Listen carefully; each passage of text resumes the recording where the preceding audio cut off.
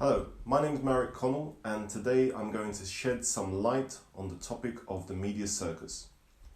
There can be no shadow of a doubt that the media nowadays exercises tremendous influence on public opinion, and it seems that over the last few decades we have seen a tendency of the media to sensationalize events in a way that overshadows other relevant information. Off the top of my head, if I had to rack my brains for a definition of the term media circus, I would say that the media circus is a colloquial metaphor or idiom describing a news event for which the level of media coverage is perceived to be excessive or out of proportion to the event being covered. This is generally measured by such factors as the number of reporters at the scene and the amount of material broadcast or published. It stands to reason that people want to be informed about breaking news and important events that are happening in the world. But when do companies cross the line from being informative to bombarding us with senseless updates?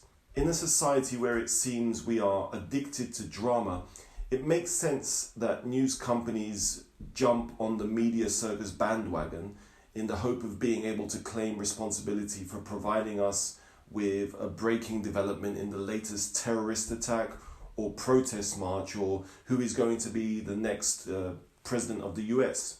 It seems like we trudge along on a daily basis with the normal boring news stories, waiting for the day when the shit hits the fan and the stock market crashes or the latest political corruption scandal happens. And then it seems like we completely divert our attention to these stories at the expense of anything else that may be happening around the world.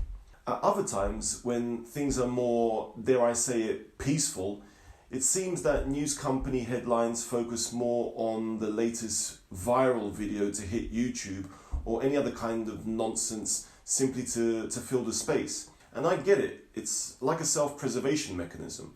We're addicted to the doom and gloom with which the news provides us. We're not interested in positive news.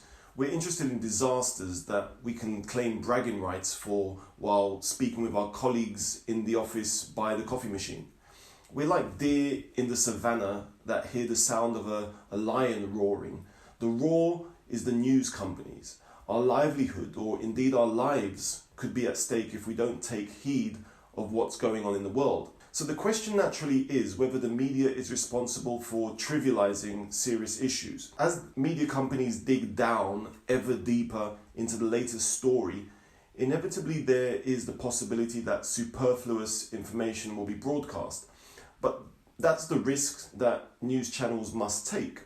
The elections, for example, in Catalonia in late 2017 brought on an unrelenting wave of publicity that was splashed across TV screens in Spain and indeed the rest of the Western world. In these situations, journalists feel the need to inform us about every development as it happens, while any other news is simply left by the wayside.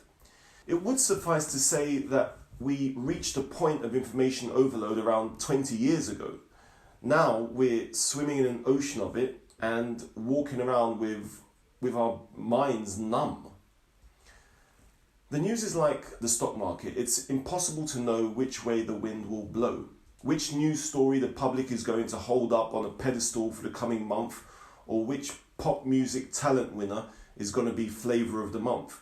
And for reporters, the fear of missing out, aka FOMO, the fear of missing out on a top story must be overwhelming. And nowhere can the watering down of serious issues be seen more clearly than in the reality TV political debate that we now see on our TVs, social media and in newspapers. Every fart, burp, blunder and faux pas is jumped on by the media and dissected and analysed over and over again until the next school shooting in America diverts our attention.